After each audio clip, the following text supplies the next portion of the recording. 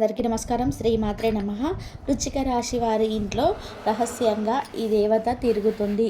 అది అర్ధరాత్రి సమయంలో గల్లు గల్లుమని గజ్జల శబ్దంతో ఈ దేవత మీ ఇంటి ఆవరణలో, మీ ఇంటి పరిసర ప్రాంతాలలో తిరుగుతుందండి. ఈ వీడియో గనక మీరు వింటే మీ గుండె జల్లుమనడం ఖాయం. అలాగే మీరు చాలా సంబరపడతారు, సంతోషపడతారు. ఆ దేవత ఎవరో తెలిస్తే మీ కళ్ళ వెంట కన్నీళ్ళు రావడం కూడా ఖాయం. నిజంగా అదృష్టం ఉంటేనే ఈ వీడియో మీ కంట పడుతుంది. అంతకన్నా అదృష్టం ఉంటేనే ఈ వీడియో మీరు పూర్తిగా వినగలుగుతారు. వీడియోని మీరు ఏముందిలే అని చెప్పేసి వదిలేసి వినకపోయినా స్కిప్ చేసినా కూడా విలువైనటువంటి సమాచారాన్ని కోల్పోయి మీ జీవితంలో వచ్చేటువంటి సమస్యలకు మీరే కారణం అవుతారు. ఎందుకు అంటే మీ జీవితంలో మీరు ఎన్నో రకాలైనటువంటి సమస్యలను, కష్టాలను, నష్టాలను పడి మీ మనస్సు రాయిలాగా మారినటువంటి సందర్భాలు కూడా ఉన్నాయి. అప్పుడు మీరు అనుకున్నారు, ఆ దేవుణ్ణి కూడా తిట్టుకున్నారు, నిజంగా నువ్వు ఉన్నావయ్యా, మమ్మల్ని ఎందుకు ఈ రకంగా బాధ పెడుతున్నావు, మేమేం పాపం చేశామని మమ్మల్ని ఈ విధంగా హింసిస్తున్నావు అని చెప్పేసి మీరు ఒంటరిగా కూర్చొని ఏడ్చుకుంటూ ఆ భగవంతుడిని తిట్టినటువంటి సందర్భాలు కూడా ఉన్నాయి.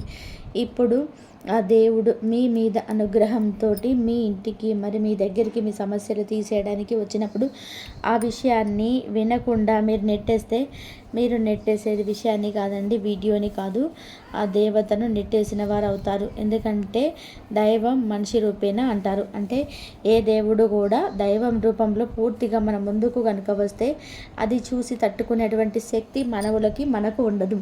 కాబట్టి ఏదో ఒక మనిషి రూపంలోనో, లేకపోతే ఏదో ఒక రూపంలో, ఒక మాట రూపంలో కానీ, ఒక మనిషి రూపంలో కానివ్వండి, సహాయం రూపంలో కానీ ఆ దైవం మన చెవిన కొన్ని పడేస్తూ ఉంటుంది.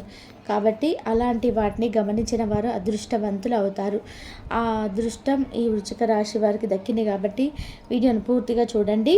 అలాగే మొట్టమొదటిసారిగా మన ఛానల్ ఎవరైనా చూస్తున్నట్లయితే సబ్స్క్రైబ్ చేసుకొని అలానే బెల్లుని క్లిక్ చేయండి. ఇక వీడియోని పూర్తిగా వింటేనే మీకు ఉన్నటువంటి సమాచారం చక్కగా అర్థమవుతుంది. ఈ వృశ్చిక రాశి వారి విషయానికి వస్తే వీరిది రాశి చక్రంలో 8వ రాశి అండి. ఈ రాశికి అధిపతి కుజుడు. విశాఖ నక్షత్రం 4వ పాదం, అనురాధ నక్షత్రం 1, 2, 3, 4 పాదములు, జ్యేష్ఠ నక్షత్రం 1, 2, 3, 4 పాదాలు కింద జన్మించినటువంటి వ్యక్తులు ఈ వృశ్చిక రాశి పరిధిలోకి వస్తారు. ఇక ఈ వృశ్చిక రాశి వారి విషయానికి వస్తే వ్యక్తిగతంగా వీరు చాలా మంచివారండి. వీరిలో అమాయకత్వం, మొరటితనము, పొగరు, కోపము, ఇలా ప్రతిదీ కూడా అన్ని రకాలైనటువంటి లక్షణాలు కలిగి ఉంటారనమాట. అన్నింటికి మించి చాలా మంచివారుగా మనం చెప్పుకోవచ్చు. వీరికి ఎందుకు అంటే ఎవరికైనా సరే వీరి దగ్గర అంటే ఎంత ఇబ్బందిలో ఉన్నా సరే ఎవరైనా వీరి ముందుకు వచ్చి మాకు పరిస్థితి కొంచెం బాగోలేదని చెప్పేసి అంటే వారికి చాతనైనటువంటి సహాయం, అది మాట రూపంలో కావచ్చు, చేత రూపంలో కావచ్చు, డబ్బు రూపంలో కావచ్చు, ఎంతో కొంత సహాయం చేసి పంపిస్తారు. అంతేకాని వారిని నిరుత్సాహపరిచి మాత్రం పంపించరు. ఎందుకంటే గతంలో వీరు పడినటువంటి బాధలు, అనుభవాలు, అంటే ఈ వృశ్చిక రాశి వారు చిన్నతనం నుంచి కూడా చాలా రకాలైనటువంటి కష్టాలు, అంటే అన్ని రకాలైనటువంటి వ్యక్తుల మధ్య, అన్ని రకాలైనటువంటి మనుషుల మధ్య పెరిగినటువంటి వారు ఇదివరకు ఇలాగే ఎవరి దగ్గరికైనా సహాయం దగ్గరికి వెళ్ళినప్పుడు వారికి ఎక్కడ కూడా ప్రేమ, అనురాగం, ఆప్యాయతలు ఎక్కడ కూడా దొరకలే.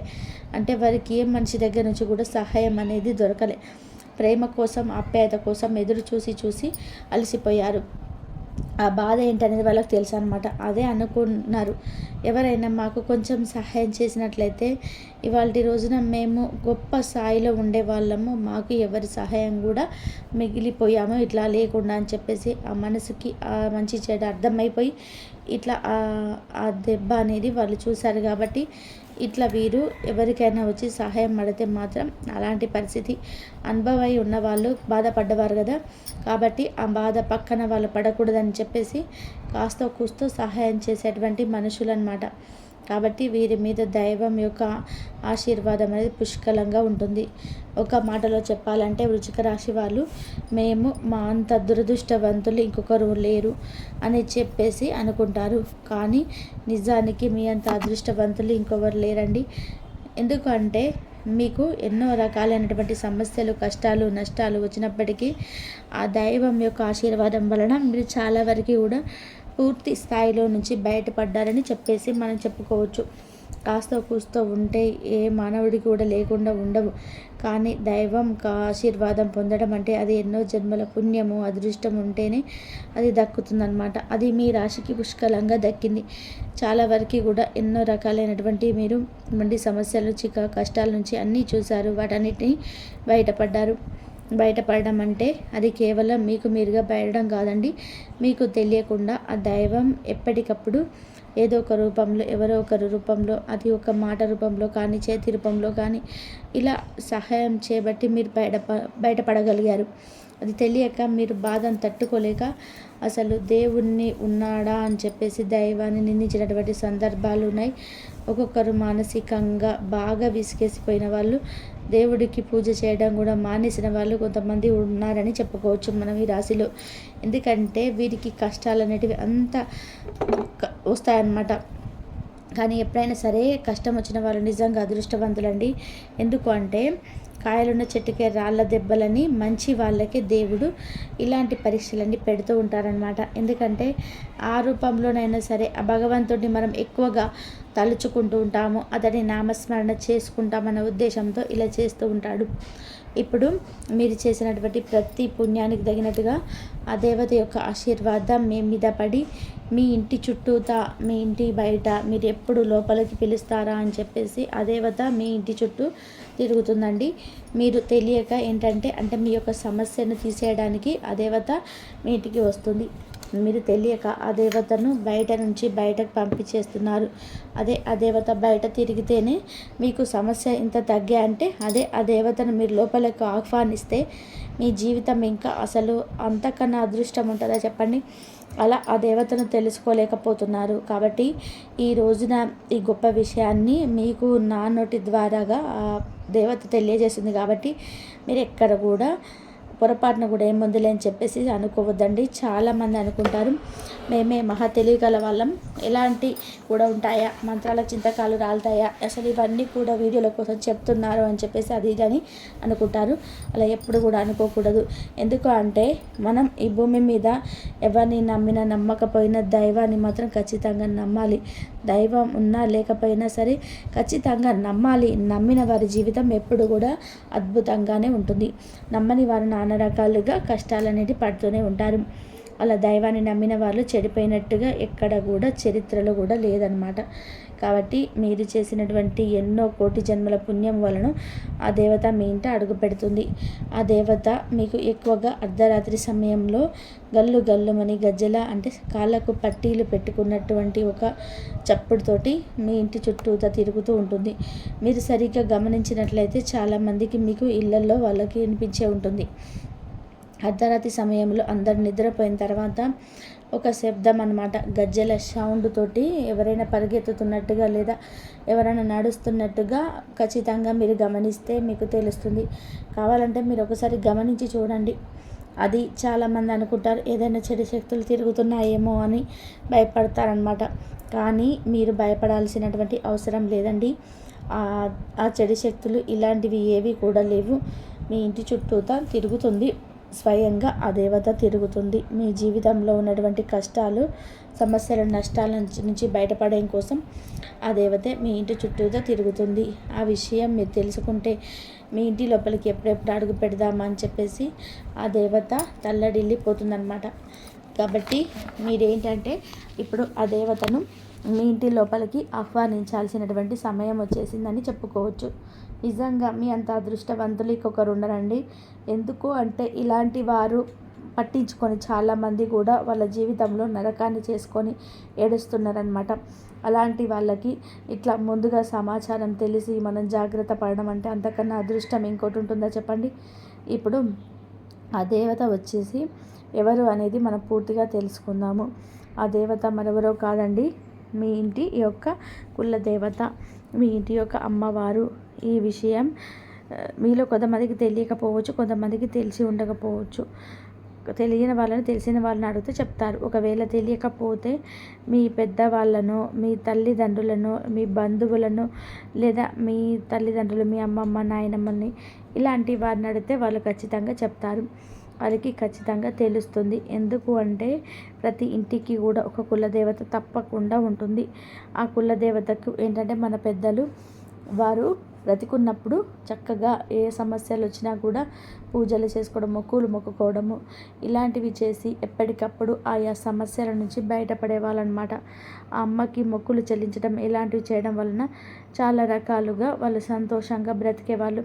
వాళ్ళకి ఏదైనా సమస్య వస్తే ఇప్పుడు ఇలా దేవతలకు చెప్పుకొని అలా ఏదైనా ఒక మొక్కుకొని ఆ సమస్య నుంచి బయటపడేవారు. ఆ అమ్మ కనుక మనం ఆ సమస్యను అప్పగిస్తే ఖచ్చితంగా తీరుస్తుందనమాట. అలా ఇప్పుడేంటంటే ఈ రోజులలో జలం ఎప్పటికప్పుడు బిజీగా అయిపోయి ఆడవాళ్ళు మగవాళ్ళు అందరూ కూడా బిజీగా ఉండి ఉద్యోగాలని వ్యాపారాలని చేసుకుంటూ మామూలుగా పూజలు చేసుకోవడమే తగ్గించేశారు. ఇక కులదేవతల సంగతి అంటే చాలామందికి తెలియకపోవచ్చు. అలాంటి వారు కాస్త ఒక 10 నిమిషాల సమయం కేటాయించుకొని ఎవరికైనా ఫోన్లు చేసి మీ బంధువులకి కనుక్కోండి. ఇట్లా మన ఇంటికి కులదేవత ఉందా అని చెప్పేసి మీరు అడిగి తెలుసుకొని ఆ కులదేవత ఎవరో తెలుసుకొని ఆ కులదేవత యొక్క పటం కానీ లేకపోతే ఏదైనా గుడి ఉంటే అక్కడ గుడి దగ్గరికి వెళ్ళి కానీ ఒక కొబ్బరికాయ కొట్టుకోవడమో ఆ అమ్మను శాంతింపచేయడమో లేదా ఇంట్లో పెట్టుకున్నటువంటి అవకాశం ఉంటే చక్కగా ఇంట్లో పెట్టుకొని దీపారాధన చేసుకొని ఏదైనా నైవేద్యం సమర్పించటము, పాలు పండ్లు పొంగలు పాయసము ఇలాంటివి సమర్పిస్తే ఆ దేవత అనేది అంటే ఆ దేవత శాంతించడానికి అవకాశం అనేది ఉంటుంది. మీ ఇంట్లో తిష్ట వేసుకొని ఉండడానికి అవకాశం అనేది ఉంటుంది. అలా చేయటం వలన ఆ దేవత యొక్క నిండు ఆశీర్వాదాలు మీ మీద ఉండి మీ కుటుంబంలో మీరు ఏ సమస్యలతో అయితే ఇబ్బంది పడుతున్నారో అవన్నీ కూడా తుడిచిపెట్టుకుపోతాయి. అంటే డబ్బు పరంగా ఇబ్బంది అయితే డబ్బు బాగా కలిసి రావడం, అప్పులు ఏమైనా ఉంటే తీరడము, మానసిక సమస్యలు, అనారోగ్య సమస్యలు, భార్యాభర్తల మధ్య గొడవలు, ఏదైనా పిల్లలు చదువులు సరిగ్గా లేకపోవడము, ఇలా పిల్లల చేతికి అందకపోవడము, మాట వినకపోవడము, ఏదైనా అనుకోని నిందలు వచ్చి మీద పడడము, ఇలా రకరకాల ప్రేమ సమస్యలు అవ్వచ్చు, విదేశాల ప్రయాణాలు అవ్వచ్చు. ఇట్లా మీకు ఏది ఉన్నా సరే కొంతమంది కోర్టు కేసుల్లో కూడా వాయిదాల మీద వాయిదాలు పడి తిరుగుతుంటారు. ఇలా మనిషికి ఏంటంటే మనిషికి మించినటువంటి సమస్యలు ఉంటూ ఉంటాయి. ఆ సమస్యలతో సతమతం అయిపోయి చివరికి మానసికంగా నలిగిపోతుంటారు.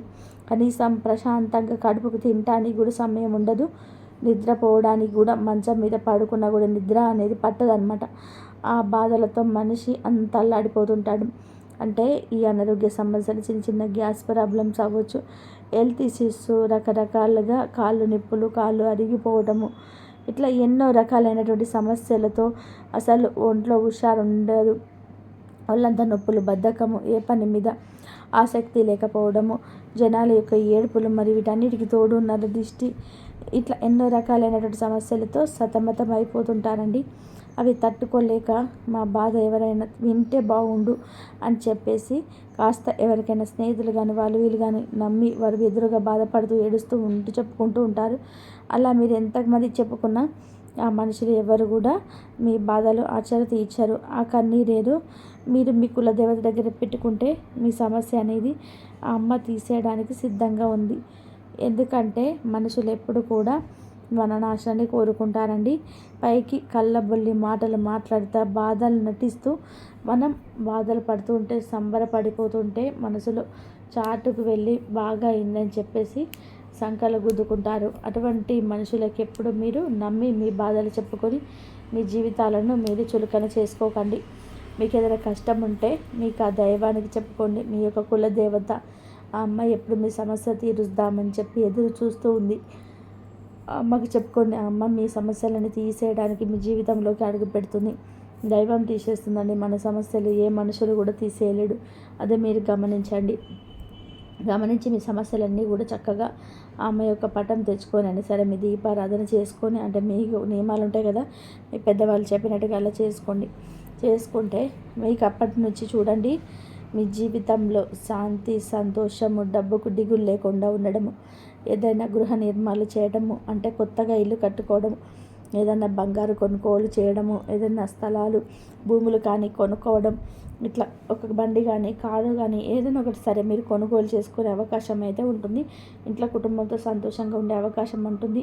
అన్నిటికీ మించి ఆ దేవత మీ ఇంట్లో తిష్ట వేసుకొని కూర్చుంటుంది. మీ ఇంట్లో ఉన్నటువంటి దుష్ట శక్తులు మొత్తం బయటికి వెళ్ళిపోతాయి. మీ ఇల్లు స్వర్గంగా మారిపోతుందన్నమాట. కాబట్టి ఆ అమ్మ ఎవరో తెలుసుకొని, మీ కులదేవతను తెలుసుకొని ఖచ్చితంగా ఆ అమ్మకు మీరు చేయాల్సినటువంటి నియమాలతో పూజ చేసుకోవడం వలన మీ జీవితంలో ఉన్నటువంటి బాధలు మొత్తం కూడా పోతాయి. అంతేకాని ఏముందిలే అని చెప్పేసి లోపలకు రావాలనుకుంటున్నటువంటి అమ్మ ముఖాన తలుపులు వేసి మీ జీవితంలో కష్టాలకు మీకే కారణమయ్యి బాధపడవద్దు. కాబట్టి చాలా జాగ్రత్తగా ఉండండి. ఖచ్చితంగా తెలుసుకొని ఆ అమ్మకు పూజ చేయాలని చెప్పేసి ఈ వీడియోలో చెప్పడం అనేది జరుగుతుంది.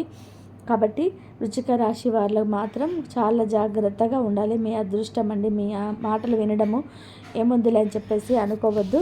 ఏంటోలే మూఢనమ్మకాలని చెప్పి అని కొట్టి పడేస్తే మీ ఇష్టం. అది ఎవరిష్టం వారిది. దానికి కారణం మనము.